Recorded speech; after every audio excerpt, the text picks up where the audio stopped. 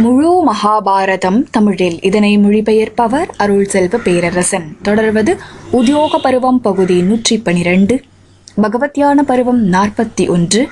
தலைப்பு மரணமே கடவுள் என்ற கருடன். That is God himself, said Garuda. உத்தியோக பருவா செக்ஷன் 112. மகாபாரதா இன் தமிழ். இது பகவத்யான பருவம் 41. இந்த பதிவின் சுருக்கம். கிழக்கு திசையை நோக்கிச் செல்லுமாறு கருடனிடம் காலவர் கேட்டுக்கொண்டது. கருடன் தனது முதுகில் காலவரை ஏற்றிக்கொண்டது.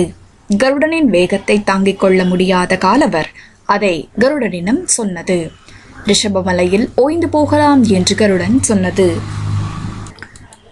இப்பொழுது உத்தியோக பருவம் பகுதி 112. மரணமே கடவுள் என்ற கருடன். இப்பதிவிற்குள் நுழைவோம்.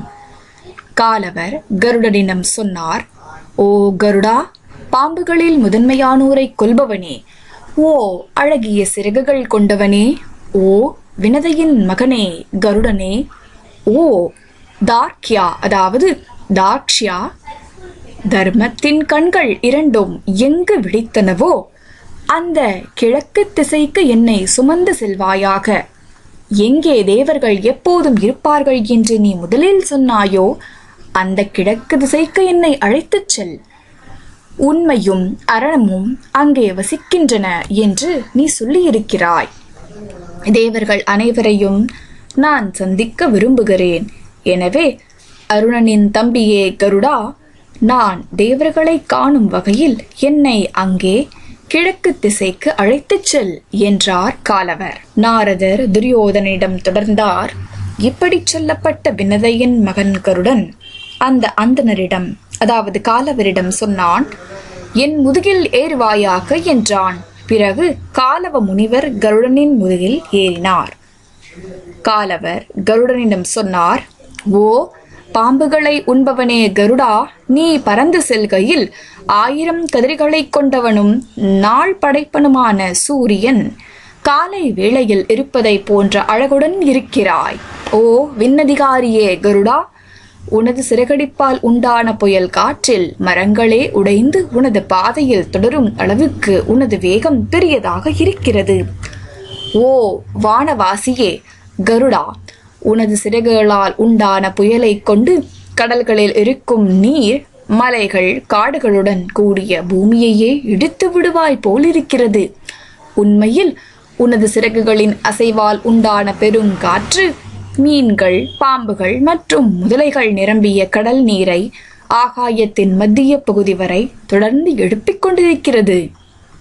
ஒரே முகம் கொண்ட மீன்களும் மனித முகங்களை கொண்ட திமிகள், திமிங்கலங்கள் மற்றும் பாம்புகளும் உனது சிறகுகள் எழுப்பும் பெருங்காற்றால் நசுக்கப்படுகின்றன. அந்த ஆழ்ந்த கர்ஜனையால் எனது காதுகள் செவிடாகின்றன. எதையும் கேட்கவோ பார்க்கவோ முடியாதபடி நான் மலைத்து போயிருக்கிறேன். உண்மையில் எனது சொந்த நோக்கத்தை கூட நான் மறந்துவிட்டேன். ஓ விண்ணதிகாரியே கருடா, ஓர் அந்தணனின் உயிர் ஆபத்தில் இருப்பதை நினைவு கூர்ந்து உனது வேகத்தை தளர்த்துவாயாக. ஓ ஐயா, சூரியனையோ திசைப்புள்ளிகளையோ வானத்தையோ கூட என்னால் பார்க்க முடியவில்லை. என்னை சுற்றிலும் ஓர் அடர்த்தியான இருளையே நான் காண்கிறேன். உடலை என்னால் காண முடியவில்லை.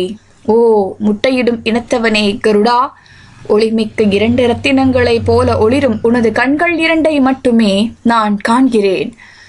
என்னால் உனது உடலையோ எனது உடலையோ காண முடியவில்லை. ஒவ்வொரு அடியிலும் உனது உடலில் இருந்து தீப்பொறி பறப்பதை நான் காண்கிறேன். இந்த தீப்பொறிகளை விரைவில் நிறுத்து. மேலும் உனது கண்களின் ஒளிர்வையும் நிறுத்து. ஓ வினதையின் மகனே கருடா, உனது வழியில் நீ செல்லும் இந்த அபரிமித வேகத்தை தளர்த்துவாயாக. சந்திர பிரகாசத்துடனும் ஒரு காதில் கருப்பு நிறத்துடனும் கூடிய 800 குதிரைகளை எனது ஆசானுக்கு அதாவது விசுவாமித்திரருக்கு கொடுப்பதாக நான் வாக்களித்திருக்கிறேன்.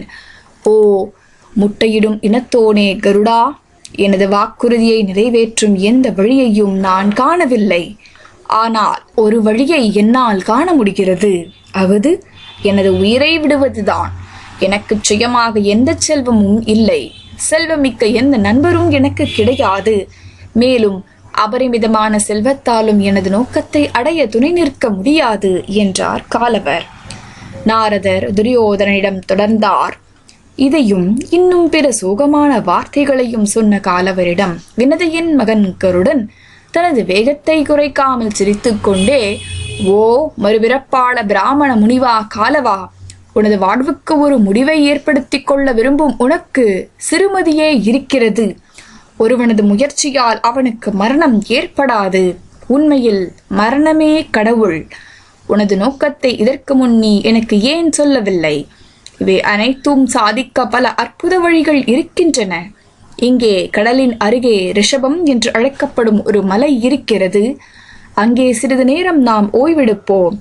உணவால் புத்துணர்ச்சி பெற்ற பிறகு ஓ காலவா, மீண்டும் நான் திரும்புவேன் என்றான் கருடன். இத்துடன் உத்தியோக பருவம் பகுதி 112 மரணமே கடவுள் என்ற கருடன் இப்பதிவு நிறைவுற்றது.